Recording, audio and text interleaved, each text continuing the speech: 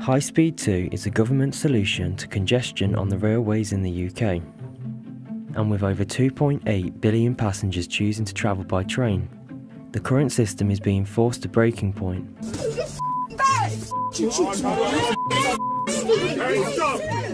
As well as promising to ease congestion, HS2 also promises to make the UK a better connected country by reducing journey times from Birmingham, Manchester and the East Midlands to London. It will provide faster journeys and better connections between cities across the UK. Despite HS2's promise of positive change, not everyone is convinced that the infrastructure project, estimated at a cost of £56 billion, will deliver on all that it claims.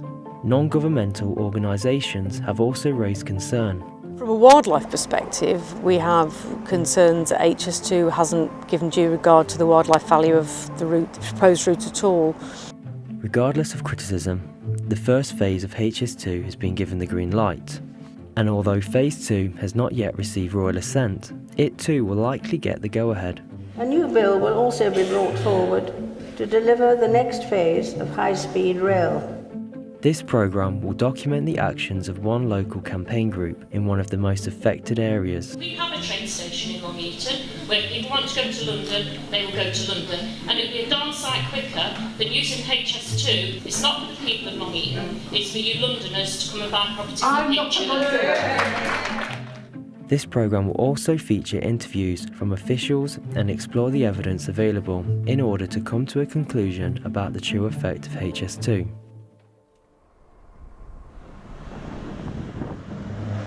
Located only a short distance from the proposed station for the East Midlands, lies the small town of Long Eaton, which is home to around 37,000 people. As I was curious about the impact of HS2 on the town, I decided to attend a local information event which had been organised by the Area's Stop HS2 group. Well, basically 7 years ago we learnt on phase 1 that HS2 was going near our communities, and you know, high-speed rail, in the first instance it sounds like it must be a good idea, but because it was going nearby, people actually read up about the plans and realised that, you know, it's an actual national disaster with a business case that has been simply fabricated by the construction industry who want to build it. And we saw a massive deficit that politicians both locally and nationally weren't doing something about it, so we realised that we had to. This is going to impact our town. We pay our taxes, we work here, we live here, our children are here, this is where people are growing up, this is where families are. This is not in its best interest. So please, the next meeting, whether it's 10 of you, 20 of you, we live in a country where we can speak, where we have a voice. We should use that voice to rally together as a town and stop this coming through our town. That's what needs to happen. Having spent the night listening to why people were so against HS2, I was left wondering if it was really such a positive project. So what are the facts? The price of HS2 is currently estimated at a cost of £56 billion and is predicted to be completed by 2030. It will pass through 70 constituencies at a predicted speed of 250 miles per hour. HS2 Limited believes HS2 will create around 25,000 jobs and fuel economic benefits worth over £103 billion to the UK. With so much claim to be gained, what do local business owners think about HS2? Could end up in a worse position, if it can be any worse, than what we would be if we worked with them and not against them. I think it will hurt initially. Once it's all built, then we'll be back to normal. I don't think quite a lot of the companies have an informed decision. I don't know whether the town as a whole knows exactly what's going to happen. I was unsure of how businesses in Long Eaton would get the most from HS2. I decided the best place to find an answer to this was the Long Eaton Chamber of Trade. What we're doing is lobbying both HS2, the local council and MPs to make sure that, on the assumption that HS2 does come through Long Eaton, that it makes the least disruption to the traffic in the town and that we have the best available access to East Midlands Hub Station to ensure that we get as many benefits as possible from HS2. I think we're having quite an impact, particularly with our campaign to promote Long Eaton as a centre of quality upholstery manufacture. There's some important businesses in Long Eaton, and that has been recognised by HS2 officers. And hopefully they do now realise that this town matters.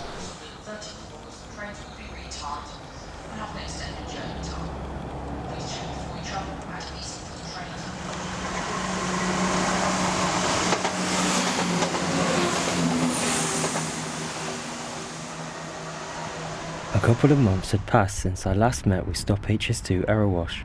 Having received an invitation to a Q&A they had organised with the local MP, I jumped to the opportunity to go along. Because there are more of them. It just doesn't make sense to say we're protecting the green belt in one place, but we're going to smash people's houses down, smash people's factories down. And if we don't start to do something now, we won't be able to get onto the trains.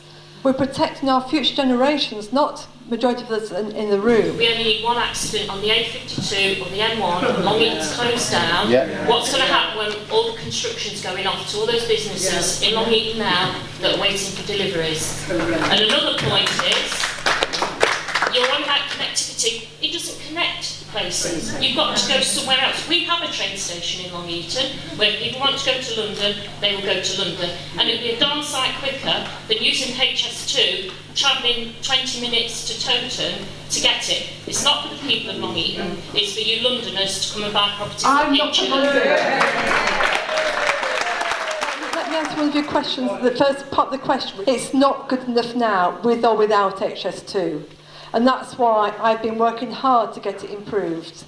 We all know that we only need one minor thing on the M1 or on the A52 and everything comes to a standstill. And that's why I've been lobbying government to get an extra motorway junction on the M1. It's going to be totally changed. Now, how is that going to benefit Long Eaton? I'm not the expert on that, so I think that's another meeting with a whole panel of people. I think would be really helpful to get the broader picture of how these issues are going to be addressed. Due to the snap election, which had been triggered days before, Maggie Throop had decided prior to the event that she would cut short the Q&A.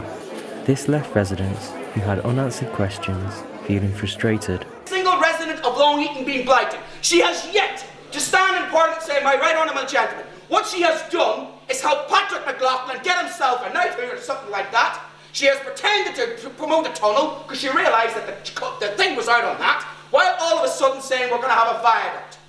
This is absolutely political. It has been out there and they're not engaging with us, and that has made me even more determined to get involved in this even more, because they are not going to win this. They are not going to break us, and with every single fibre we've got to decide that we're going to have to take on the Borough Council, the County Council and the prospective MP, well then so be it. We live in a democracy.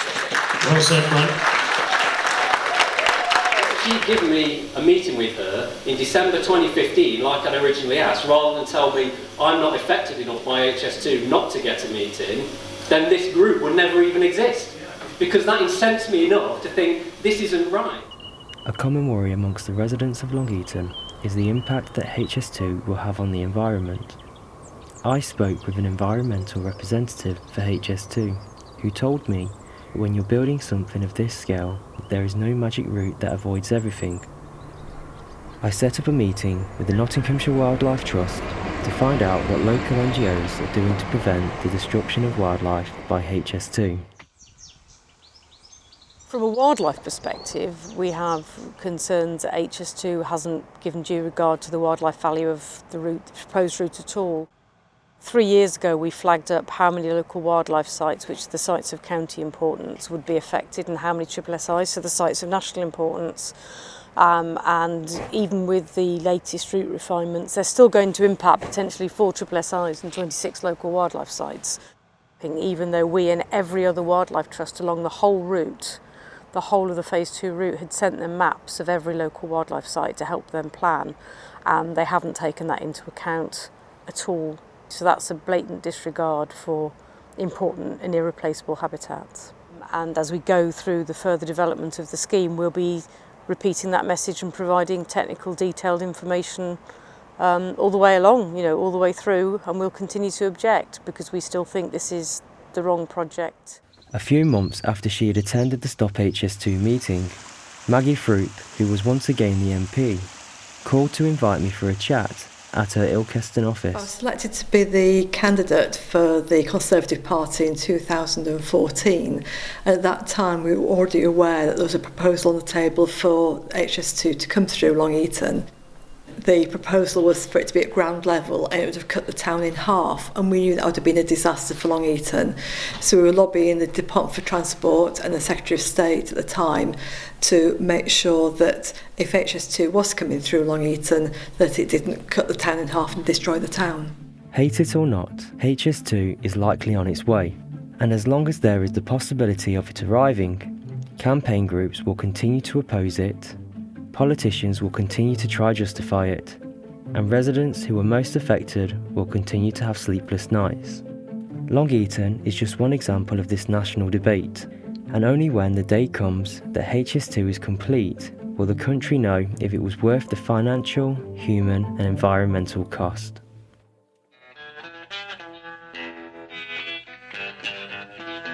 Alabama train